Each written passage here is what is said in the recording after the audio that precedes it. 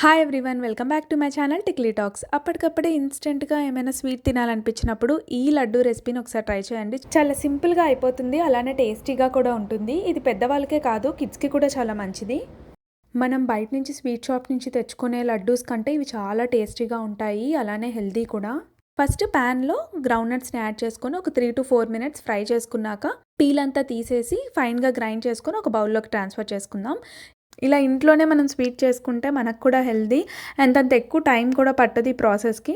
తర్వాత బాదం, walnuts, పిస్టాస్ add చేసుకొని ఒక 2 minutes మీడియం ఫ్లేమ్లో ఫ్రై చేసుకున్నాక కొంచెం కలర్ మారినప్పుడు పంప్కిన్ సీడ్స్ యాడ్ చేసుకుందాము. పంప్కిన్ సీడ్స్ ఎక్కువగా ఫ్రై చేయని అవసరం లేదు, ఒక 2 minutes ఫ్రై చేస్తే చాలు. అందుకనేసి ఫస్ట్ ఈ 3 ఇంగ్రీడియంట్స్ ఫ్రై అయ్యాక లాస్ట్లో పంప్కిన్ సీడ్స్ యాడ్ చేసుకోవాలి. ఇలా కొంచెం ఒక 2 minutes ఫ్రై చేసుకున్నాక వీటిని కూడా ఫైన్గా గ్రైండ్ చేసుకొని బౌల్లోకి ట్రాన్స్ఫర్ చేసుకుందాం.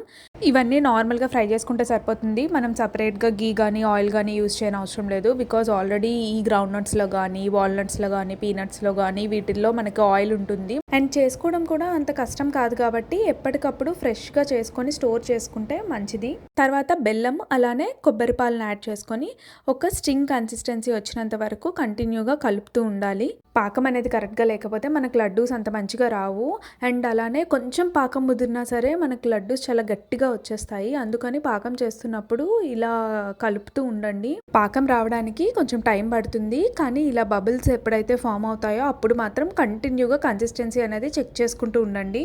ఇలా చూపించే విధంగా ఒక స్టింగ్ కన్సిస్టెన్సీ వచ్చినప్పుడు స్టవ్ ఆఫ్ చేసేసి వేడిగా ఉన్నప్పుడే బౌల్లోకి ట్రాన్స్ఫర్ చేసేసుకొని మిక్స్ చేసేసుకోవాలి.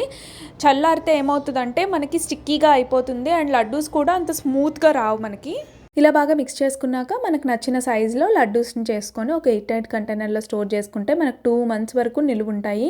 క్వాంటిటీస్ కరెక్ట్గా ఫాలో అయిపోతే మీకు ఇలా స్మూత్గా షైనీగా వస్తాయి లడ్డూస్. మీకు ఇక్కడ టెక్స్చర్ చూస్తే అర్థమైపోయి ఉంటుంది. మీరు కూడా తప్పకుండా ట్రై చేసి ఎలా ఉందో నాకు కామెంట్ చేయండి.